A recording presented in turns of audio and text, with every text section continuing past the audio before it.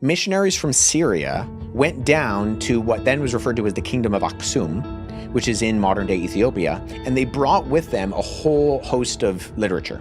A new passage in the Ethiopian Bible has just surfaced, and what it reveals about Jesus' resurrection is deeply disturbing. Not because it is strange or hard to believe, because it is specific. It describes exactly what Jesus said and did in the 40 days after he rose from the dead. Teachings so politically dangerous that they were quietly stripped from the Bible the rest of the world was handed. The Western Church said almost nothing happened in those 40 days. The Ethiopian Bible says something very different, and once you hear what that passage actually contains, you will never read the resurrection story the same way again. The passage they never wanted you to read. Here is what nobody tells you about the resurrection story. In the Western Gospels, Matthew, Mark, Luke, and John, the most important event in all of human history receives almost no follow-up. The tomb is empty. Jesus appears briefly to his disciples. He ascends to heaven, and then silence. The story ends almost as fast as it begins. For billions of people, that silence has been accepted as the complete account. But it isn't. Inside the Ethiopian Orthodox Bible, a canon of 81 books, far older and far less touched by imperial influence than anything the Roman Church produced, there is a record of what actually happened in those 40 days between the resurrection and the ascension. It is a record of teachings so radical, so politically explosive, and so fundamentally different from the version the world received that they were effectively buried, not destroyed, not burned, just kept. Locked away in stone monasteries in a land the Roman Empire could never fully conquer. What Jesus said in those 40 days was not a gentle farewell, it was a warning, and it was aimed directly at the future of his own church. This is the passage. This is what it says. A Bible. The world forgot to understand why Ethiopia is the keeper of this. You need to understand something most people in the West were never taught. When Western Christians think of the Bible, they think of either the 66 books of the Protestant canon or the 73 books recognized by the Catholic Church. Those numbers feel fixed, permanent, like they have always been that way. They haven't. The Ethiopian Orthodox Tewahedo Church has always recognized 81 books. 81. That means there are entire texts considered holy by one of the oldest Christian communities on earth, that billions of people have never read, never heard of, and were never told to look for. Here is why this matters. The Ethiopian Church is not a breakaway sect. It is not a fringe movement. It is among the most ancient Christian institutions in existence, tracing its origins to the earliest centuries of the faith. Long before the Council of Nicaea, long before Constantine, long before Rome decided which books were in and which books were out. The Garima Gospels, ancient Ethiopian manuscripts carbon dated to as far back as the 4th century, are among the oldest surviving Christian texts anywhere in the world. They predate the Roman Church's official formation of the biblical canon. Let that sink in. The texts Ethiopia has been preserving are not late additions. They are not additions at all. They are what was there first, before Rome got involved. And here is the other thing they don't tell you. Ethiopia's Christianity did not develop under Roman influence. Surrounded by mountains and deserts largely inaccessible to imperial armies, Ethiopian Christianity evolved along its own path. It was shaped by Ge'ez, a Semitic language with linguistic roots shared by Aramaic, the actual language Jesus spoke. The Western Gospels were translated into Greek, the language of Rome. Ethiopian texts stayed closer to the Semitic source, less filtered, less shaped by imperial priorities, closer, many scholars argue, to the original.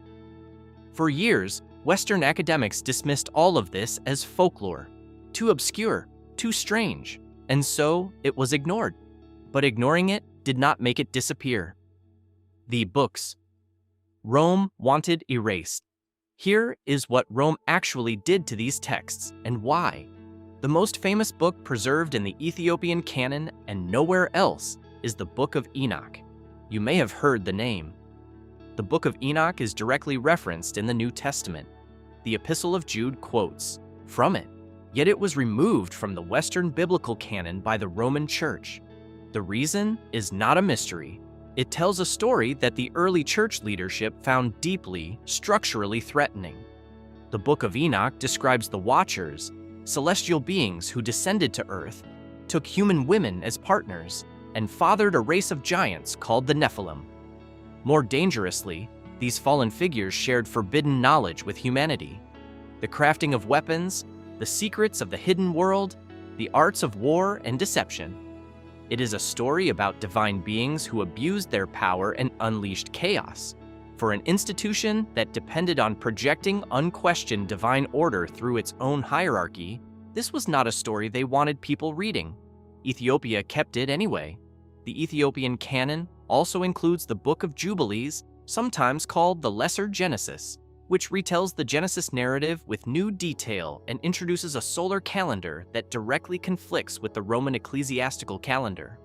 A community following a different calendar is a community that cannot be fully synchronized, fully controlled, fully absorbed into an imperial religious system. And then there are 15 additional texts, entire books that exist in the Ethiopian Bible and nowhere else in mainstream Christianity, texts offering a different account of early Christian history, one shaped by something other than the priorities of power. This is what Ethiopian monks have been guarding. Not folklore, not legend. The suppressed record of what early Christianity actually looked like before Rome decided what it was allowed to say. So the question becomes, if Ethiopia preserved these books, the ones Rome didn't want anyone reading, what did it preserve about the resurrection itself? If you are not subscribed yet, now is the moment. What Jesus actually said in those 40 days after he rose is the reason this channel exists. Subscribe before we go any further, because what comes next is the part they really did not want anyone to hear. 40 days. The West never heard about here is where the passage opens up into something no Western gospel has ever recorded. The text is called the Mashafa Kidan, in English, the Book of the Covenant. It is a physical manuscript handwritten in Ge'ez on treated parchment, copied generation after generation in highland monasteries, where the air is thin and the doors are thick and outsiders are not welcome without permission. Ethiopian clergy regard it as direct documentary evidence of what Jesus taught his disciples during those 40 days. Not a metaphor, not a theological interpretation. A record, and the portrait of Jesus that emerges from the Mashafa Kidan looks almost nothing like the figure most Westerners are taught. Stop, because this matters. In the Western Gospels, the post-resurrection Jesus is almost deliberately understated. He appears in a locked room. He walks on the road to Emmaus. He stands on the shore of Galilee. He gives a short final commission: go, baptize, teach, and ascends. That is it. For the most important 40 days in human history, the Western Bible gives us a handful of brief scenes. The Mashafa Kidan gives us the full 40 days. And in it, Jesus is not gentle. He is not understated. He appears as a divine king, delivering urgent warnings to people he knows are about to face something they are not prepared for. His tone is not the tone of a teacher wrapping up a lesson. It is the tone of someone who can see exactly what is coming and is using every remaining moment to arm his disciples against it. The disciples were told to guard these teachings with their lives. For centuries, in monasteries above the clouds, they did. And it begins with a declaration so direct, so confrontational, that it reads like a challenge thrown directly at the next 2,000 years of Christian history. The weapon of his father. The first law in the Mashafa Kidan is also the most uncomfortable. Jesus tells his disciples that his father's weapon is not made by human hands, not forged from iron, not carried by soldiers. The weapon of his father is compassion, the force of a spirit that builds rather than destroys. And then the passage says something that no Western canon has ever placed in the mouth of the risen Christ. Do not resort to violence in my name. Read that again. Do not resort to violence in my name. This is a man who has just returned from death. He has conquered the grave. He stands before his disciples with the full authority of divine power. And the first instruction he gives, the very first law he lays down, is this: whatever you do, do not use force on my behalf. In a world where the Crusades, the Inquisition, and centuries of religious warfare would eventually be carried out explicitly in the name of Jesus Christ, this lands like something detonating. He continues, the Spirit will be your power, the heart will be your place of worship, love will be your only law. Here is what nobody talks about when these words come up. On the surface, they echo familiar things: the Sermon on the Mount, the teachings most Christians know. But what the Mashafa Kidan is doing is radical in a way the Western reading misses entirely. If the heart is the true place of worship, then what does that say about the massive stone cathedrals that were about to be built across the Roman world in his name? Places where access to God would be mediated by priests, by rituals, by men in institutional positions. If love is the only law, what does that say about the hundreds of doctrinal rules, the rigid theological walls, the hierarchical power structures that would come to define Western Christianity for the next 2 millennia? This is not a teaching that coexists peacefully with organized religious power. This is a teaching that makes organized religious power unnecessary. And that is precisely why what comes next is so disturbing. The prophecy against his own church. This is the part of the passage that Ethiopian clergy say was considered most dangerous, not the cosmology, not the spiritual metaphysics. This section. Because here, Jesus does not speak in parables, he does not use metaphor. He delivers a direct, explicit prophecy about the institution that will be built in his name and what it will do to his message. He warns his disciples, "What I have taught you will be changed, not gradually, not by accident, deliberately. Many will come claiming to speak for him who have no genuine connection to him at all. His words will be twisted, reinterpreted, sold for personal advantage. In the years and centuries ahead, enormous structures of stone and gold will be erected, and those structures will be presented to the world as the houses of God, while actually serving the interests of the men who control them. The transformation of the human heart, which is the entire point, will be replaced by performance, by ritual, by spectacle designed to produce obedience rather than awakening." And here is the line the Ethiopian monks return to again and again. He tells his disciples, "Look for me in quiet places, in simple and humble spaces, because that is where my true message will remain." Think about what happened next. Within a few centuries of the resurrection, Christianity became the official state religion of the Roman Empire. The wandering teacher from Galilee became the figurehead of the most powerful institutional apparatus in Western history. Churches became political headquarters. Bishops became princes. The poor, who Jesus had explicitly, repeatedly centered in his teaching, became the population that the institutional church most consistently failed. Ethiopian tradition does not call this an accident. It calls it the betrayal he saw coming, the one he warned his disciples about 40 days after rising from the dead. He stood before them and told them exactly what was going to happen to his name. And it happened anyway, almost exactly as he said. That is what the passage says. And it is not finished. The struggle between two flames. Now, the Mashafakidin goes somewhere even deeper. This is where the post-resurrection teachings stop being institutional critique and becomes something that feels like it was written for right now. Jesus tells his disciples that his death was not what they thought it was. Death, he says, is not an ending. It is more like changing garments. The body is temporary clothing, material, impermanent, borrowed. When the body fades, the spirit continues, always, without interruption. That one idea changes the entire architecture of the faith. Instead of waiting for a singular resurrection at the end of time, the framework Western Christianity built everything around, the Ethiopian vision centers on the eternal, ongoing nature of the spirit. The physical world becomes a temporary passage, not a permanent home. You are not your body. you are passing through, and then comes the teaching that resonates across every wisdom tradition that has ever existed anywhere on earth. He says that every human being carries two inner flames. One flame reaches toward light, the other falls toward darkness. Every thought you have, every word you speak, every choice you make, all of it feeds one of those flames, shaping moment by moment which direction the soul is traveling. There is no neutral ground in this vision.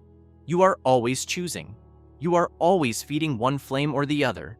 The spiritual journey is not determined by which building you sit in on Sunday, which creed you recite, which ritual you perform. It is shaped by the daily, relentless choices you make when no one is watching. And then, the hardest thing in the entire passage. The risen Christ describes a condition he calls living death. People who look alive, who move through the world, eat, speak, laugh, but who have allowed their inner light to go out. They filled the emptiness with pride, with wealth accumulation, with the hunger for status and power. From the outside, nothing looks wrong. On the inside, they dwell in something the text describes as a walking grave. You already know people like this. You may have been this. So have I.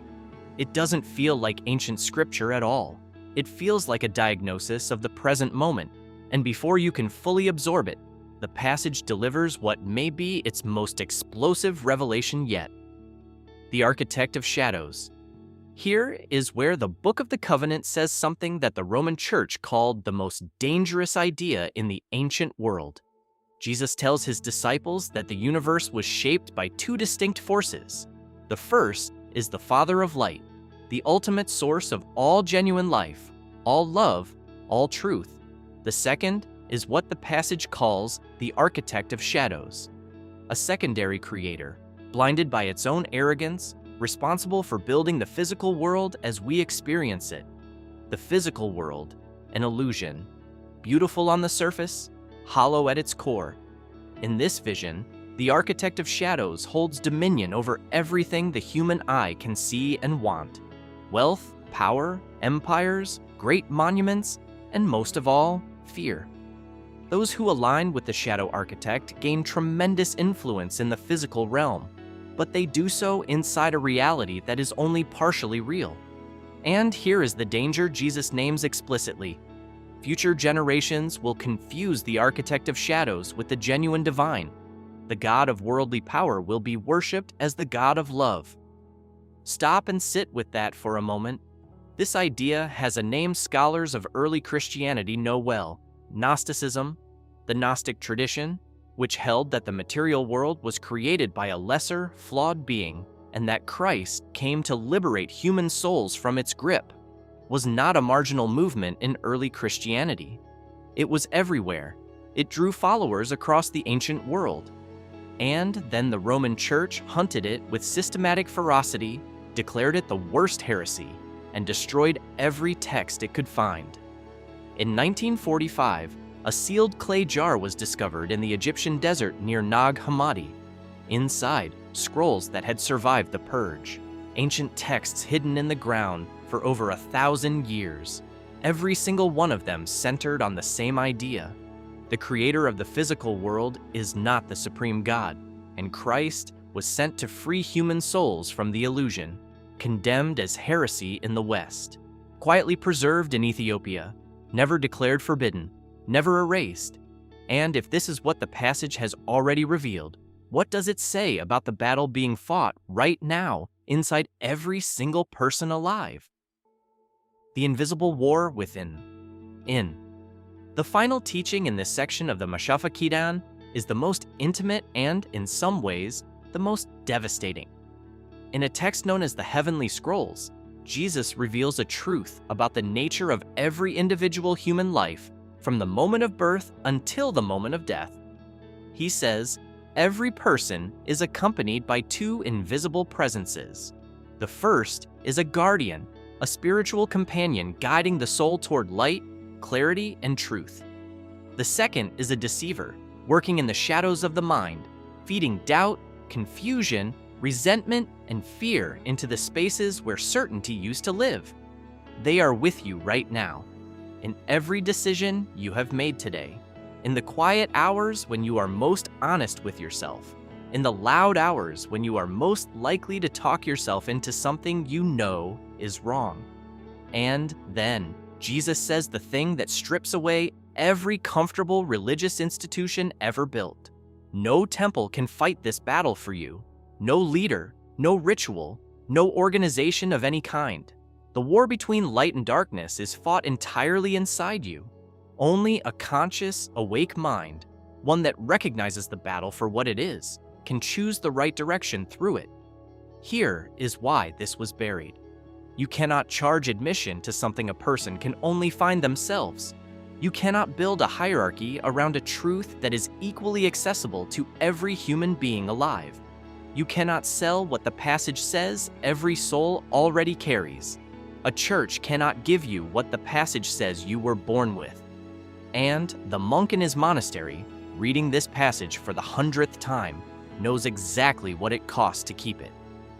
The gospel they buried deepest.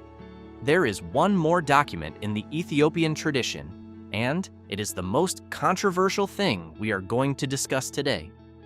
A text known as the Gospel of Peace contains a version of the Jesus story that diverges so completely from the Western account that it was not merely excluded from the canon.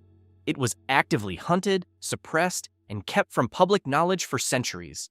Scholars who have encountered it describe its core message as something powerful religious institutions found existentially threatening.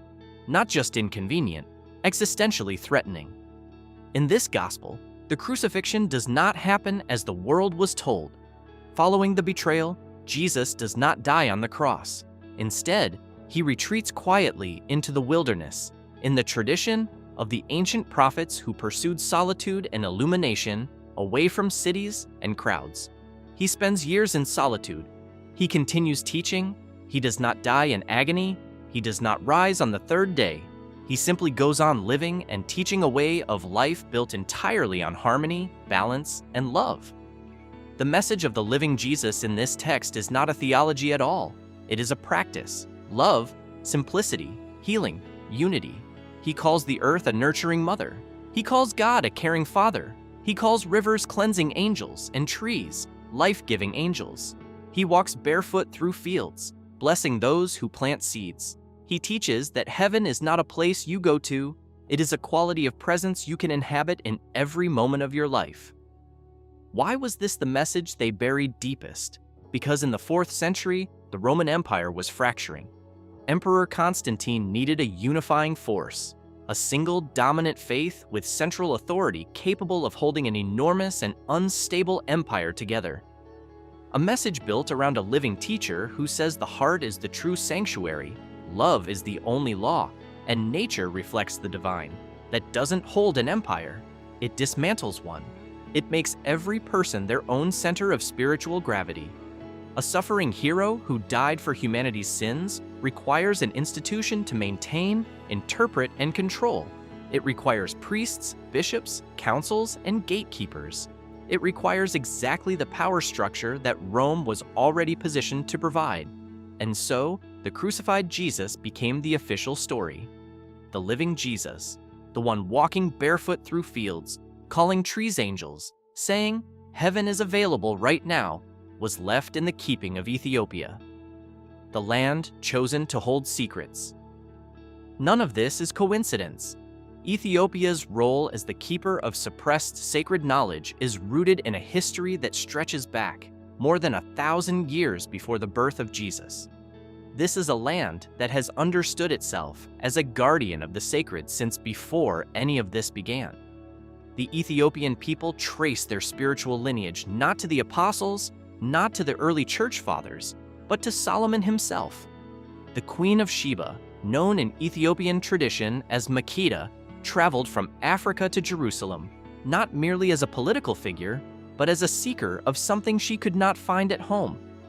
Her encounter with Solomon produced a son, Menelik I, founder of Ethiopia's royal Solomonic dynasty, a lineage of sacred stewardship that never ended. When Menelik came of age, he journeyed to Jerusalem to meet his father, and when he returned to Ethiopia, He brought with him something no other nation on earth has ever claimed to possess: the Ark of the Covenant, the golden chest that housed the tablets of the divine law. The most sacred object in all of Israelite history was, according to Ethiopian tradition, taken from the temple in Jerusalem and carried to Africa, where it has remained ever since. It is said to rest today in a modest church in Aksum. A single monk, one man who has taken a vow of celibacy and dedicated his entire life to this singular purpose, guards it. No one else is permitted to see it. When he dies, another monk takes his place. The guardianship does not pause. It does not pass to a committee. It does not get discussed.